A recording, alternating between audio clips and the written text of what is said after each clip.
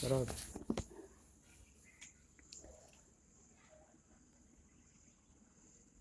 आखिर खिसियाना होकर बोला, वे हरीन अचानक इधर आ निकले थे, राख की तासीर से न आए थे। हिम्मत है तो अब दोबारा बुलाकर दिखाओ। देखिए, कल जो हमने यहां तक देखा था उसके आगे समझने की कोशिश करते हैं। आखिर खिसियाना होकर बोला, कौन? तानसेन। आखिर खिसियाना होकर बोले, वे हरीन अचानक इधर आ निकले थे, राख की तासीर ने न आए थे। हिम्मत है तो अब दोबारा बुलाकर दिखाओ। हिम्मत है तो अब दोबारा बुलाकर दिखाओ। ये बात बैजू के लिए एक चुनौती थी।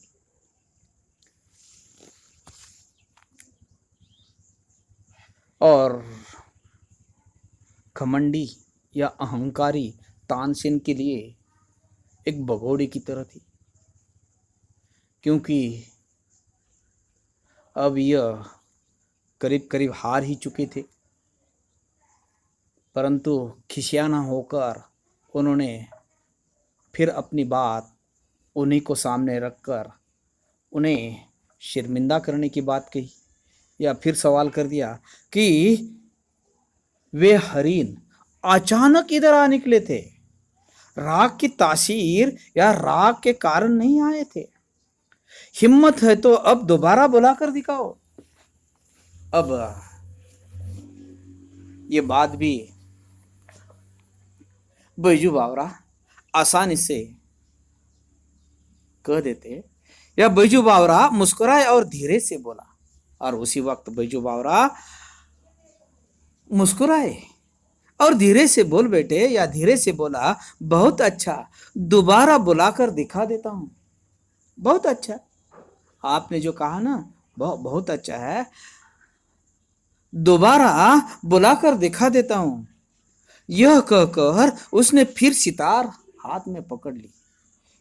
देखिए, यह कहकर उसने फिर सितार पकड़ ली। एक बार फिर संगीत लहरी वायुमंडल में लहरने लगी। फिर एक बार संगीत लहरी वायुमंडल में लहराने लगी। फिर सुनने वाले संगीत सागर की तरंगों में डूबने लगे। फिर एक बार संगीत शुरू हुआ।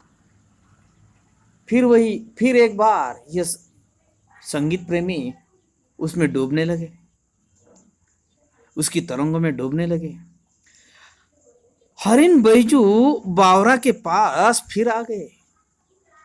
देखते देखते हरिन बैजू बावरा के पास फिर आए।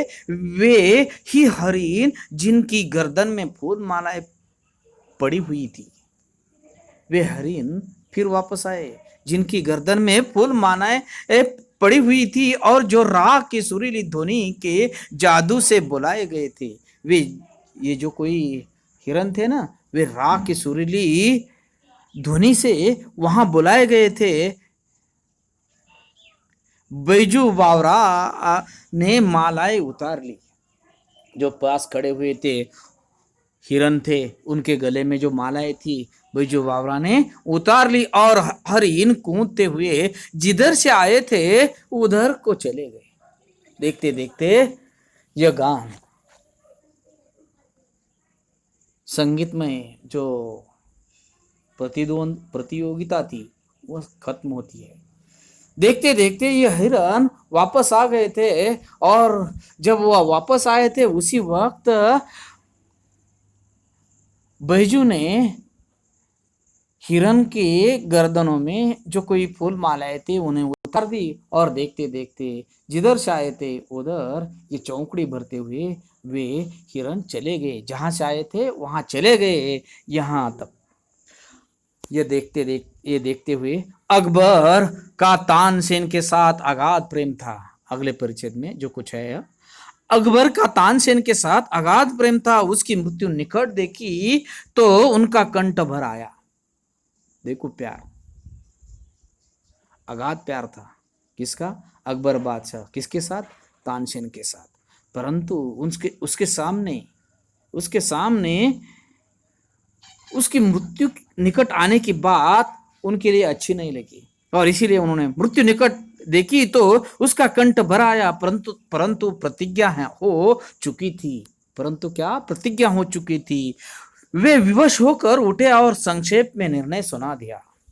कौन? अकबर बादशाह विवश होकर उठे और संक्षेप में निर्णय सुना दिया। बैजू बावरा जीत गया, तानसेन हार गया। अब तानसेन की जान बैजू बावरा के हाथ में है। कौन सा निर्णय? यह निर्णय दे दिया कि बैजू बावरा जीत गया, तानसेन हार गया। अब तानसेन की जान बैजू बावरा के हाथ में है। और यह कहते हुए, यह निर्णय देते हुए वे बोल बैठे। तो उसी समय तानसेन कांपता हुआ उठा, कांपता हुआ आगे बढ़ा और कांपता हुआ बैजू बावरा के पांव में गिर पड़ा।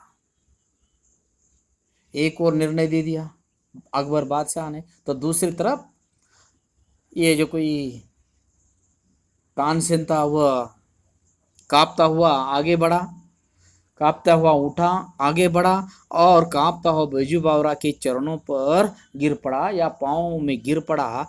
यह जिसने अपने जीवन में किसी पर दया न की थी, यह गिर पड़ा है जिसने अभी तक जीवन भर किसी पर दया न की थी, इस समय दया के लिए गिड़गिड़ा रहा था। वह व्यक्ति जिसने कभी किसी पर दया न की थी, आज वह दया के लिए किसी के सामने गिड़गिड़ा रहा था, गिड़गिड़ा कर कह रहा था, मेरे प्राण न लो, मेरे प्राण न लो। बैजू बावरा ने कहा, मुझे तुम्हारे प्राण लेने की चाह नहीं।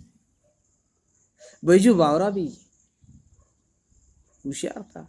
उन्होंने क्या कहा कि मुझे तुम्हारे प्राण लेने की चाह नहीं, तुम इस निष्ठुर नियम को उड़वा दो कि कोई आग्रह की सीमाओं के अंदर गाए।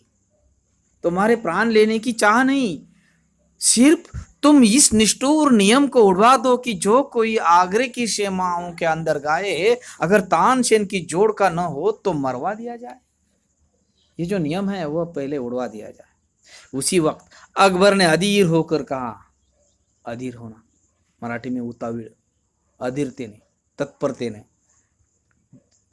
अकबर ने अधीर होकर कहा, यह नियम अभी इसी क्षण से उड़वा दिया गया, यह नियम अभी इसी क्षण से उड़वा दिया गया। तानसेन बैजू बावरा के चरणों में गिर गया और दीनता से कहने लगा, और उधर तानसेन बैजू बावरा के चरणों में गिर गया और दीनता से कहने लगा, मैं यह उपकार जीवन भर न भूलूंगा, मैं ये उपकार जीवन भर नहीं भूलूंगा। बैजू बावरा ने जवाब दिया, और उसी वक्त बैजू बावरा ने जवाब दिया, 12 बरस पहले की बात है, 12 बरस पहले की बात है, आपने एक बच्चे की जान बख्शी थी। याद कर, 12 बरस की पहले बात है, आपने एक बच्चे की जान बख्शी थी, आज उस बच्चे ने आपकी जान बख्शी है। 12 साल पहले एक बच्चे की जान बख्शी थी, आज वही बच्चा, 12 बरस का बच्चा आपके लिए आपकी एक जान बख्श रहा है। तानसेन हैरान होकर देखने लगा। फिर थोड़ी देर बाद उसे पुरानी एक भूली हुई, एक धुंधली सी बात याद आ गई, और देखते देखते ये जो कहानी है वो खत्म होती है। कहाँ तक? थोड़ी देर के बाद उसे पुरानी एक भूली हुई, एक धुंधली सी बात याद आ गई, जब उन्होंने 10-12 साल पहले 7-8 लोगों की जो मंडली थी, वहाँ साधुओं की जो मंडली थी, उन सभी मंडलियों में से एक छोटा 8-10 साल का जो बच्चा था, उसी को उन्होंने छोड़ दिया था और बाकी सभी को मरवा दिया था। और जब वह ये छोटा बच्चा बदले की आग में जब पुट पुट कर रो रहा था, उसी समय बाबा हरिदास उन्हें आप उनके कुटिया में मिलते हैं और उन्हें बदला लेने के लिए प्रतिज्ञा लेते हैं, और प्रतिज्ञा लेने के बाद उन्हें 12 वर्ष मांगते हैं, तो उस समय ये छोटा सा बच्चा 12 बरस नहीं 12 जीवन देने के लिए तैयार था। और इसीलिए उसी से उन्होंने वह उनका सेवक बन गया था, उनका वह दास बन गया था। और वह उन्हीं के कहने के अनुसार उन्होंने ये कहा था कि आपने मेरी जान बख्शी है, मैं आपकी